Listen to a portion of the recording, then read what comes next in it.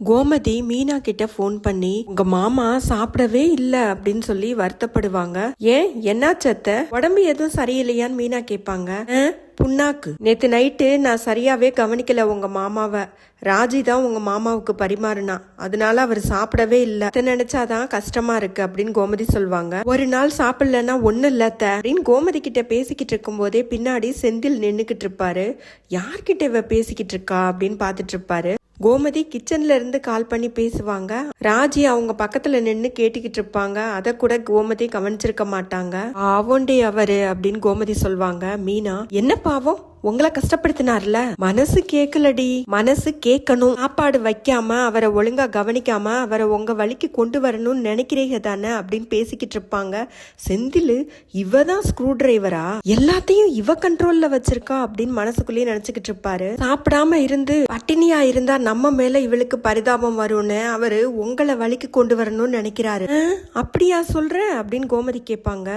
ஆமா, அப்படியே தான் சொல்றேன், நீங்க விட்டு கொடுத்துறாதீங்க, விட்டே குடுத்துறாதீங்க. பொம்பளை நினைச்சா என்ன வேணாலும் செய்யலாம். யூ கேன் டூ இட் அத்த. நம்ம நினைச்சா என்ன வேணாலும் சாதிக்கலாம். இது முடியாதா உங்களால அப்படின்னு கேட்டுக்கிட்டு இருப்பாங்க. செந்தில் சைட்ல நின்னுக்கிட்டு, ஐயோ முடிச்சு விட்டுருவாக போல இருக்க அப்படின்னு அவராவே புலம்பிக்கிட்டு இருப்பாரு. மீனா பேசிட்டு போன் வச்சதும் செந்தில் பக்கத்துல நின்னதை பாப்பாங்க. அசட்டு வழிவாங்க.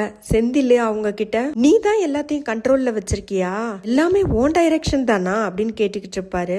இல்லைங்க, மாமா பேசாம இருக்கிறதுனால அத்தை என்ன பண்றதுன்னு கேட்டாங்க, அதனாலதான் அவங்களுக்கு சொல்லிக்கிட்டு இருந்தேன் அப்படின்னு சொல்லுவாங்க. ஓ, எங்கிட்ட என்ன டெக்னிக் யூஸ் பண்ணையோ அதை அங்க சொல்லிக்கிட்டு இருக்க அப்படிதானே அப்படின்னு கேட்பாரு செந்தில். ஆமாங்க, அதே தான் அப்படின்னு அசடு வழிவாங்க. நீ போற போக்க பார்த்தா எங்க அம்மாவுக்கும் அப்பாவுக்கும் டைவர்ஸ் ஆயிடும் போல இருக்க அப்படின்னு சொல்லுவாரு. அதெல்லாம் இல்லைங்க, கொஞ்ச நாள்லயே மாமா அத்தை கிட்ட பேசுறாரா இல்லையான்னு மட்டும் பாருங்க அப்படின்னு மீனா சொல்லுவாங்க. கோமதியும் போன் வச்சதும் ராஜி பின்னாடி நின்னுக்கிட்டு இருக்கிறத கவனிச்சிருவாங்க. ராஜி அவங்க அத்தை கிட்ட, அதானே பார்த்தேன், இப்படி குதர்க்கமாவெல்லாம் உங்களுக்கு யோசிக்க தெரியாதே அப்படின்னு அப்பவே யோசிச்சேன் நான், இதெல்லாம் மீனாக்காவோட வேலை தானே.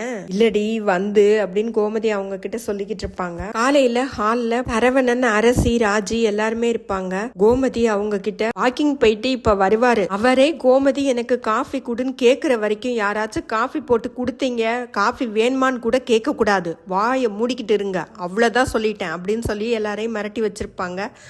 அவர் வந்துட்டு காஃபி வேணும் அப்படிங்கிறத சொல்லாம முக்கிக்கிட்டே இருப்பாரு. கோமதியும் பூஜை ரூம்ல அப்படியே பூஜை பண்ற மாதிரி சும்மா ஆக்டிங் பண்ணிட்டு இருப்பாங்க. பாக்குறதுக்கு ரொம்ப ஜாலியா இருந்ததுங்க. பேசாம 2-3 எபிசோட் பாண்டியன் கோமதியை வச்சு காமெடியாவே போடலாம். பாண்டியன் அரசிக்கிட்ட, காஃபியா குடிக்கிற அப்படின்னு கொஞ்சம் இழுப்பாரு. அதுக்கப்புறம் ராஜியே, மாமா காஃபி போட்டு எடுத்துட்டு வரட்டுமா அப்படின்னு கேட்பாங்க. சரிம்மா எடுத்துட்டு வா அப்படின்னு சொன்னதும் உள்ள போய் காஃபி போட்டுக்கிட்டு இருப்பாங்க. கோமதி அங்க இருந்து மிரட்டிக்கிட்டே இருப்பாங்க, போடாத போடாதன்னு. அவங்க கேட்க மாட்டாங்க, அதனால உள்ள வேகமா வருவாங்க. அப்போ சரவணனும் உள்ள எழுந்து வருவாரு. ஏண்டி, முதலியே சொன்னேன்ல காஃபி போடக்கூடாதுன்னு, நிறுத்தி வைடி, அவரே கேட்கட்டும் அப்படின்னு சொல்லிட்டு காஃபியை போட விடாம தடுப்பாங்க. ராஜி அவங்க அத்தை கிட்ட, அத்தை சக்கரை மட்டும்தான் போடல, அதை மட்டும் போட்டு கொடுத்துறேன்னு அப்படின்னு சொல்லிக்கிட்டு இருப்பாங்க. நேரம் சரவணன் உள்ள வந்ததுனால இங்க 2 பேரால எங்களுக்கு தான் கஷ்டமா இருக்குது, பத்தி அவ்வளவு நல்லவனா இருந்தா நீயே காஃபி ஆத்தி கொண்டு போய் குடு அப்படின்னு சொல்லிடுவாங்க. காஃபி போடுறதெல்லாம் ஒரு வேலையா, நானே பாத்துக்கிறேன் அப்படின்னு சொல்லிட்டு அங்க இருந்த உப்பு டப்பாவத்துக்கு ஒரு 4 ஸ்பூன் உப்பை போட்டு நல்லா ஆத்துவாரு. இதை பார்த்து அரசியும் ராஜியும் சவுண்டு விடுவாங்க. கோமதி, சும்மா ரெடி அப்படின்னு சொல்லி 2 பேரையும் மிரட்டினதும் சரவணன் அதெல்லாம் கண்டுக்காம நல்லா ஆத்தி எடுத்துட்டு போய் அவங்க அப்பா கிட்ட கொடுப்பாரு. ஆண்டியன் அதை ஒரு வாய் குடிச்சிட்டு அப்படியே துப்பிடுவாரு. மயிலு அவங்க போன் நம்பரை எல்லாம் மாத்திருப்பாங்க. நைட்ல சரவணன் மாமாவுக்கு போன் பண்ணலான்னு சொல்லிட்டு அவங்க வீட்டுக்காருக்கு போன் பண்ணுவாங்க. அப்ப போன் எங்கேஜா இருக்கும். இந்நேரத்துல யார்கிட்ட பேசிக்கிட்டு இருக்காருன்னு திரும்ப திரும்ப கால் பண்ணுவாங்க. சரவணனுக்கு இது மயிலோட நம்பர் தான் தெரியாது. அதனால அஞ்சலி கிட்ட, கொஞ்சம் வெயிட் பண்ணு, அப்படியே லைன்ல இரு அஞ்சலி, கட் பண்ணாத, இன்னொரு லைன்ல யாரோ வர்றாங்க, அது யாருன்னு பாத்துட்டு வரேன் அப்படின்னு சொல்லிட்டு யாருன்னு கேட்பாரு. இல்ல நான் தான் மாமா மயிலு அப்படின்னு சொன்னதும் பண்ணிட்டு அஞ்சலி கூட பேச ஆரம்பிச்சிருவாரு.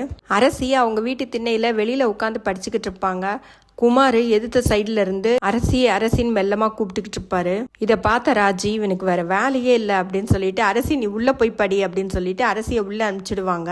குமாரோட பாட்டி அங்க வருவாங்க. ஏண்டா இந்நேரத்துக்கு இங்க என்னடா பண்ற, ஏண்டா அழுவுற, ஏண்டா அழுதுட்டு இருக்க அப்படின்னு சொல்லிட்டு கேட்பாங்க. இல்ல அப்பதா, எனக்கு வீட்டுல பாத்துருக்கிற கல்யாணத்துல கொஞ்சம் கூட விருப்பம் இல்ல, அரசிய நான் நல்லா வச்சிருந்திருக்கணும், அரசிய கல்யாணம் பண்றதுக்கு இன்னும் ஒரு வாய்ப்பு கிடைச்சா கூட போதும், அதை விடவே மாட்டேன். அதிரு ராஜிய பெரியப்பா பார்த்து வச்ச அதே கோச்சிங் சென்டர்ல 1,00,000 ரூபாய் கட்டி படிக்க வைக்கிறான். வெளியில எல்லாம் நிறைய கூட்டிட்டு போறான். சென்னைக்கெல்லாம் கூட்டிட்டு போறான். ராணி மாதிரி பாத்துக்கிறான். நான் தான் அரசி கிடைச்சும் நான் அவளை நல்லா வச்சுக்காம விட்டுட்டேன் தான், பார்த்தா கஷ்டமா இருக்கு அப்படின்னு சொல்லி அவங்க பாட்டி கிட்ட சொல்லி புலம்புவாரு. அவ்வளவுதாங்க இன்னைக்கு எபிசோடு முடிஞ்சது.